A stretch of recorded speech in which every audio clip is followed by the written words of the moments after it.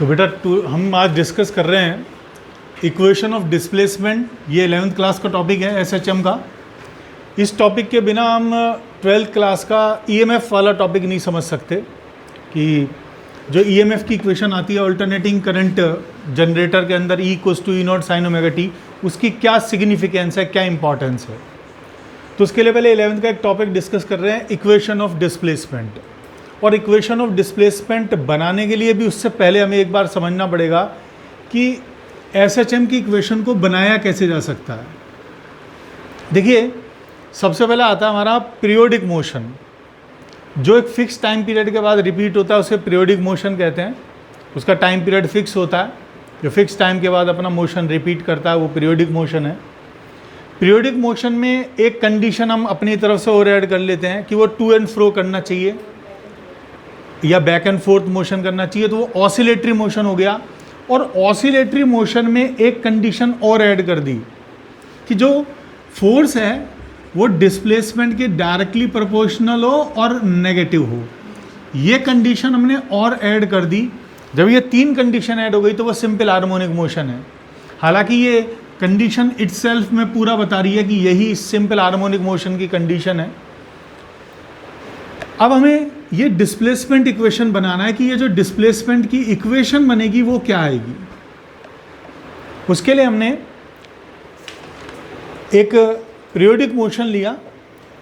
मान लीजिए कोई पार्टिकल किसी पॉइंट ए से अपना मोशन स्टार्ट करता है। जब भी कोई पार्टिकल अपना मोशन स्टार्ट करेगा वो हमेशा टाइम t = 0 होगा। और हम कंसीडर कर रहे हैं कि वो पार्टिकल कांस्टेंट एंगुलर स्पीड से ABCDEFGHIJA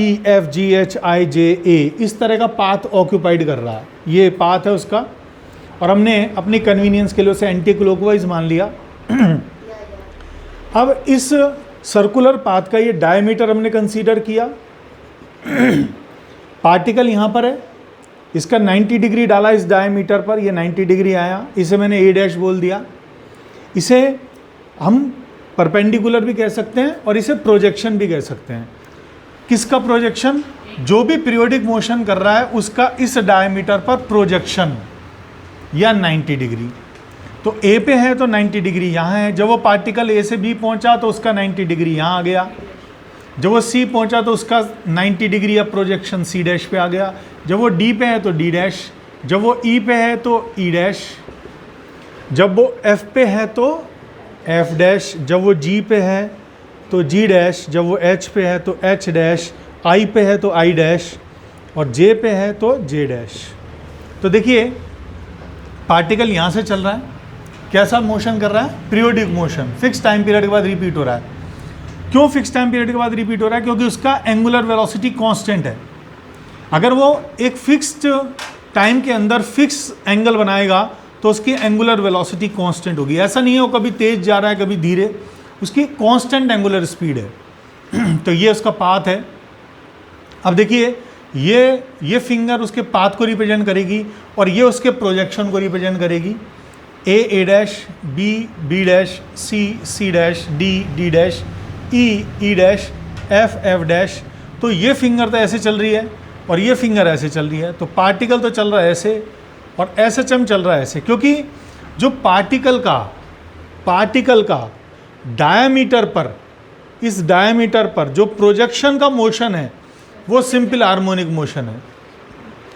यूँ कहिए, सिंपल हार्मोनिक मोशन की बेस्ट डेफिनेशन है जिससे आप सिंपल हार्मोनिक मोशन समझ सकते हैं, उसकी डिस्प्लेसमेंट इक्वेशन बना सकते हैं। अदरवाइज इसकी डिस्प्लेसमेंट इक्वेशन बनाना पॉसिबल नहीं है। तो सिंपल हार्मोनिक मोशन की डिस्प्लेसमेंट इक्वेशन बनाने के लिए हमें ये मानना पड़ेगा कि किसी भी कांस्टेंट एंगुलर स्पीड से चलने वाले पीरियोडिक मोशन का डायमीटर पर जो प्रोजेक्शन का मोशन होता है वो सिंपल हार्मोनिक मोशन होता है। देखिए, दोनों फिंगर को मैं साथ साथ चला रहा हूं।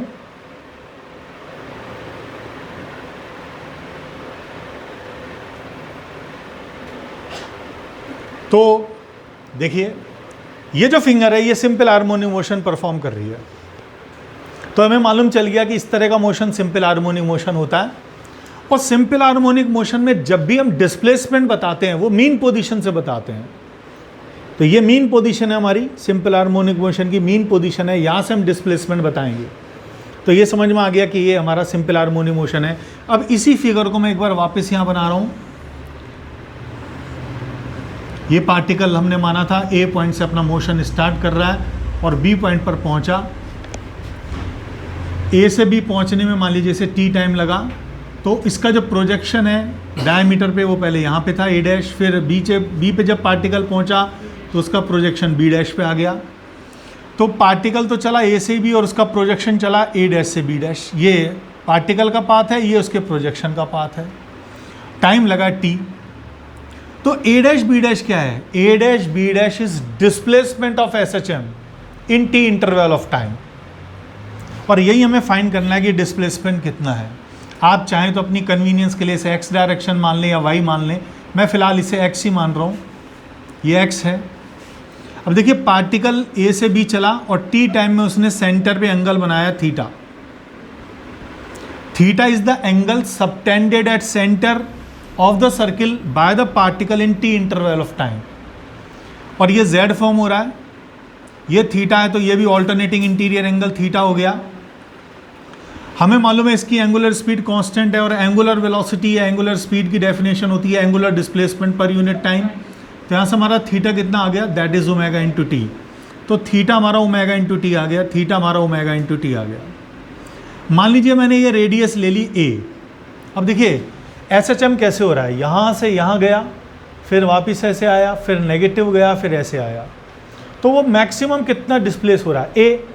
ये मैक्सिमम डिस्प्लेसमेंट है और maximum displacement of S H M को हम एम्पलीट्यूड कहते हैं। कौन सा ट्यूड? Amplitude. So this is your amplitude. Now अब देखिए ये मैंने ट्राइंगल ले लिया A dash B dash B. इस ट्राइंगल में देखिएगा सिर्फ A dash B dash B में A dash B dash B. A dash B dash क्या है? ए डैश बी डैश जो है वो displacement of S H M in T interval of time है। डिस्प्लेसमेंट हमेशा मीन पोजीशन से measure होता है एस एच एम का, तो ये मीन पोजीशन से ही है, या मालूम होना चाहिए। और इस ट्राइंगल में मुझे थीटा पता है ओमेगा टी, और थीटा की जो सामने वाली साइड है ये साइड, ये यहाँ से यहाँ तक ये डिस्प्लेसमेंट है एक्स। मतलब ए डैश बी डैश को बाद में हमें एक्स ही लिखना पड़ेगा। और 90 डिग्री के सामने हाइपोटेनस हमारा ए है। This is a, this is a, this is a. तो ये जो ए है ये मतलब ए डैश बी। तो ए डैश बी डैश थीटा के सामने वाली साइड मतलब परपेंडिकुलर और 90 के सामने हाइपोटेनस। तो परपेंडिकुलर बाय हाइपोटेनस क्या होता है? That is sine theta. तो sine theta this A dash B dash by A dash B. A dash B dash को हमने एक्स माना है और ए डैश बी को हम ए मानेंगे। यहाँ से x इजिकल टू आ जाएगा, क्रॉस मल्टीप्लाई करने पर x equal to A sine theta. Displacement equal to maximum displacement sine angle. ये जो एंगल है यहाँ से मैं एंगल लिख सकता हूँ ओमेगा इंटू टी। तो थीटा को मैंने रिप्लेस कर दिया, x इजिकल टू में इक्वेशन आ गई ए साइन ओमेगा टी। ये आपकी डिस्प्लेसमेंट इक्वेशन आ गई। कब? जब पार्टिकल तो स्टार्ट करता है यहाँ से और एस एच एम स्टार्ट होता है मीन पोजीशन से। अगर पार्टिकल कहीं यहाँ से स्टार्ट होगा तो एस एच एम यहाँ से स्टार्ट होगा। एस एच एम का डिस्प्लेसमेंट हमेशा मीन पोजीशन से बताएंगे, लेकिन एस एच एम स्टार्ट तो कहीं और से भी हो सकता है। उस केस के अंदर हम देखेंगे बाद में कि जो इसकी इक्वेशन आएगी उसे हम बाद में प्रूव करेंगे कि वो equation omega T plus phi आ सकती है या ओमेगा टी माइनस फाई भी आ सकती है। फाई को हम इनिशियल फेज कहते हैं। ये एक एंगल है। देखिए ये डिस्प्लेसमेंट इक्वेशन है एस एच एम की। एस एच एम की इक्वेशन में ये क्या है? एंगल है। लेकिन एंगल कैसे बन रहा है? अगर आप देखें कि भाई एस एच एम ऐसे हो रहा है और आप मुझसे क्वेश्चन करें कि एंगल कहाँ बन रहा है, एंगल तो दिख ही नहीं रहा। तो एंगल समझने के लिए हमें मानना पड़ेगा कि कोई भी पीरियोडिक मोशन का जो डायमीटर पर प्रोजेक्शन का मोशन होता है वो एस एच एम है, और उसके बिहाफ पे हम एंगल बता सकते हैं। अब देखिए यहाँ पर एंगल कितना है? 0 डिग्री।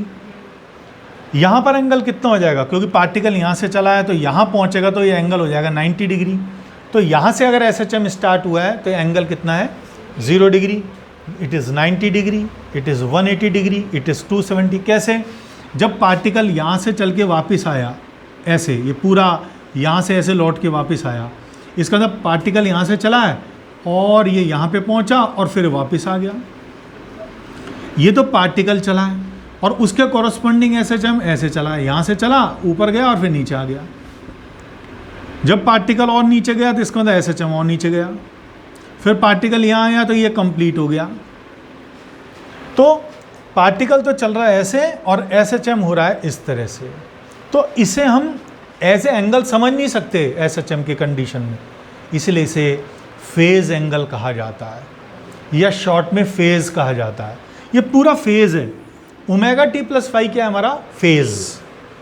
और अगर ओमेगा टी प्लस फाई हमारा फेज है और इसमें टी की वैल्यू 0 पुट कर दूं, दिस इज फेज। कब? At time T. It is phase at time T. और टी की वैल्यू 0 पुट कर दूं तो हमारे पास में फेज आ जाएगा टी इजिकल टू 0 पर फाई। टी इजिकल टू 0 पर जो फेज होता है उसे कहते हैं इनिशियल फेज, स्टार्टिंग का फेज, जो हमें ये बताता है कि SHM कहाँ से स्टार्ट हो रहा है, मीन से या पॉजिटिव से या नेगेटिव से। तो फाई के बिहाफ पे हम बता सकते हैं कि SHM कहाँ से स्टार्ट हुआ है। अगर SHM मीन से स्टार्ट हुआ है तो फाई 0 हो जाएगा। अगर SHM पॉजिटिव से स्टार्ट हुआ है तो फाई पॉजिटिव वैल्यू आएगी। अगर SHM बिल्कुल टॉप से स्टार्ट हुआ है तो फाई 90 डिग्री हो जाएगा। अगर SHM यहाँ से स्टार्ट हुआ है तो ये 270 डिग्री को शो करेगा। तो ये हमें इनिशियली बताता है कि इनिशियली SHM कहाँ से स्टार्ट हुआ है। अब देखिए आपकी इक्वेशन आ गई x equal to a sine omega T. ये आपकी तब आई है जब SHM मीन से स्टार्ट हुआ है और ये जनरल इक्वेशन है। ये अगर कोई भी SHM पॉजिटिव या नेगेटिव से स्टार्ट होता है तो ये जनरल इक्वेशन आ गई। फिलहाल हम इसमें नहीं जाएंगे, हम मान लेते हैं कि पार्टिकल मीन पोजीशन से स्टार्ट हो रहा है तो x equal to a sine omega T है। अब देखिए जब आपने ऑल्टरनेटिंग करंट जनरेटर पढ़ा तो ऑल्टरनेटिंग करंट जनरेटर में E हमारे पास में आया E0 sign omega T. AC generator में EMF केवल E0 साइन ओमेगा टी ही हो सकता है। ये क्या है? ये EMF है, इंड्यूस्ड EMF। कब? टी टाइम पर।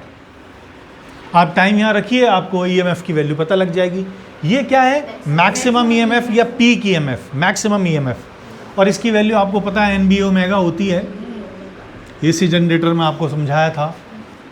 और अभी देखिए x equal to a sine omega T, कितना सिमिलर हमारे को ये लग रहा है। x मतलब displacement from mean position, maximum displacement of SHM, phase. x की जगह E, ये EMF है, इंड्यूस्ड EMF। किस टाइम पे? t टाइम पे। मैक्सिमम EMF ये कब होगा अभी हम डिस्कस करेंगे। और ये आपका फेज है। अगर आपको x की इक्वेशन आ गई तो E आ गई। तो हमें समझना क्या है? हमें इसी फिगर को वापस एक बार देखना है। देखिए ये हमने ऐसे बनाया था, फाइनली ये आपके पास था, ये x था और ये x था। This is x, this is a, this is theta, this is also theta, और x और a में ये रिलेशन है। तो देखिए अगर मैं इसी को EMF में बना समझाना चाहूँ, EMF की कंडीशन में, तो EMF में कैसे समझा सकते हैं? मैं ऐसे परपेंडिकुलर लाइन बना लेता हूँ, इसको कहते हैं रेफरेंस लाइन। रेफरेंस लाइन का मतलब यहाँ से एंगल बताते हैं। ये आपका मैक्सिमम डिस्प्लेसमेंट होता है। तो यहाँ पर मैक्सिमम डिस्प्लेसमेंट है, EMF के केस में मैक्सिमम EMF है, तो मैंने ये मैक्सिमम EMF E0 बना दिया। इस A का इधर डिस्प्लेसमेंट x है, तो ऐसे ही इस E0 का इधर डिस्प्लेसमेंट E हो जाएगा। ये एंगल आपका थीटा मतलब ओमेगा टी है। ये हमें फेज बता रहा है, किसका? E का फेज। इसे फेजर डायग्राम कहते हैं, जिस डायग्राम में हम फेज समझा सकें। अच्छा, फेज बताने की ज़रूरत ही क्या है? क्योंकि EMF जो है ये ऑर्डिनरी EMF नहीं है, ये इंड्यूस्ड EMF है जो AC जनरेटर से मिल रहा है। AC का मतलब ऑल्टरनेटिंग, और ऑल्टरनेटिंग EMF वेक्टर है। ये स्केलर नहीं है, ये बैटरी का EMF नहीं है, ये वेक्टर है। यहाँ वेक्टर आप दिखा भी सकते हैं कि ये वेक्टर क्वांटिटी है, क्योंकि ये वेक्टर है। Since it is vector then we need to describe this phasor diagram. अगर ये वेक्टर नहीं होता तो हमें फेजर डायग्राम की ज़रूरत नहीं पड़ती, क्योंकि हमें मालूम है कि वेक्टर टर्म्स केवल वेक्टर एडिशन रूल को फॉलो करती हैं। अब वेक्टर एडिशन में मुझे डायरेक्शन तो पता हो ना किसकी किधर है, तो इसमें हमें ये मालूम चल जाएगा कि कोई भी पीक EMF हमें इस डायरेक्शन में दिखाना है और उसका जब इम्प्रेशन लेंगे हम डायमीटर पे तो हमें ई दिखाना है, ए एक्स ई नॉट ई। तो देखिए आगे हम फेजर डायग्राम में इसी को फॉलो करेंगे, ये चीज़ समझाना ज़रूरी था। मतलब पहले इक्वेशन ऑफ डिस्प्लेसमेंट बताई, फिर हमने क्या किया, रिलेट किया इसको किससे, ईएमएफ की इक्वेशन से। ये 11th का टॉपिक है, ये 12th में तभी समझ में आएगा जब आपको ये टॉपिक क्लियर है। Thank you for watching the video, thank you.